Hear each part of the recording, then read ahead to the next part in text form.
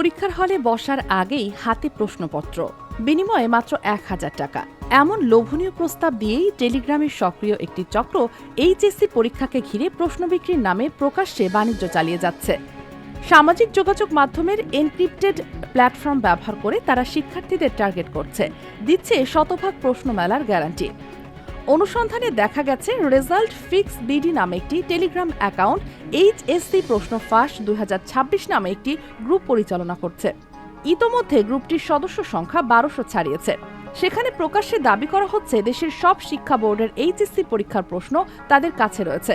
প্রতি বিষয়ের প্রশ্নের দাম নির্ধারণ করা হয়েছে ১,০০০ টাকা, আর সব বিষয়ের প্রশ্ন একসঙ্গে নিতে চাইলে দিতে হবে ৮,০০০ টাকা। পোস্টে বারবার ১০০% কমন ও হুবহু প্রশ্ন পাওয়ার নিশ্চয়তা দেওয়া হচ্ছে। শুধু দাবি নয়, গ্রুপটিতে কথিত প্রশ্নপত্রের ছবিও প্রকাশ করা হয়েছে। সেখানে ইংলিশ ফার্স্ট 3 সেট কোশ্চেন শিরোনামে ইংরেজি প্রথম পত্রের একটি প্রশ্নপত্রের ছবি পোস্ট করা হয়েছে, যা পরীক্ষার মূল প্রশ্নপত্রের আদলে তৈরি বলে দেখা যায়। একই সঙ্গে HSC Bangla first question paper নামে একটি প্রাইভেট চ্যানেলের মাধ্যমে বাংলা প্রথম পত্রের প্রশ্ন সরবরাহের ঘোষণা দেওয়া হয়েছে। তবে ওই চ্যানেলে প্রবেশের আগে নির্ধারিত অর্থ পরিশোধ করতে বলা হচ্ছে। শিক্ষার্থীদের আকৃষ্ট করতে অভিনব কৌশলও নিয়েছে চক্রটি। প্রথমে বিনামূল্যে নমুনা প্রশ্ন দেওয়ার প্রলোভন দেখানো হচ্ছে। গ্রুপে ঘোষণা দেওয়া হয়েছে সদস্য সংখ্যা ২,০০০-এ পৌঁছালে ১০ জনকে বিনামূল্যে প্রশ্ন দেওয়া হবে। এই প্রচারণাকে কাজে লাগিয়ে দ্রুত বাড়ছে গ্রুপের সদস্য সংখ্যা এবং বিস্তৃত হচ্ছে প্রতারণার জাল। শিক্ষাবিদ ও সংশ্লিষ্টরা বলছেন, এ ধরনের অধিকাংশ চক্রই প্রশ্ন ফাঁসের নামে প্রতারণা করে থাকে। তারা টাকা নিয়ে ভুয়া বা অনুমান ভিত্তিক প্রশ্ন সরবরাহ করে শিক্ষার্থী ও অভিভাবকদের সঙ্গে প্রতারণা করে। তবে যদি কোনোভাবে প্রকৃত প্রশ্নপত্র ফাঁস হয়ে থাকে, তাহলে তা শুধু পাবলিক পরীক্ষার নিরাপত্তায় নয়, দেশের পুরো শিক্ষা ব্যবস্থার বিশ্বাসযোগ্যতার উপর বড় ধরনের আঘাত।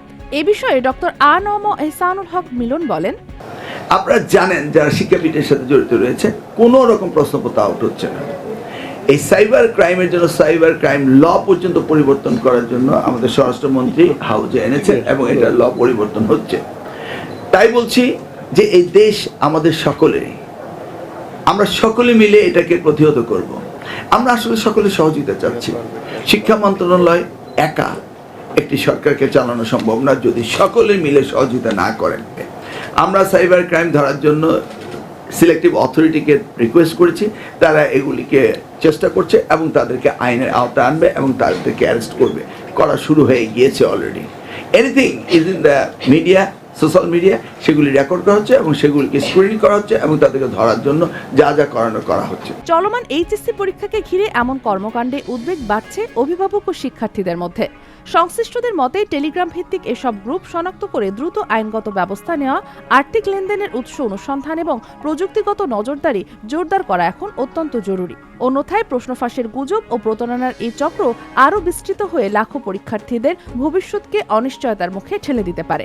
ডেস্ক নিউজ, অগ্রযাত্রা প্রতিদিন।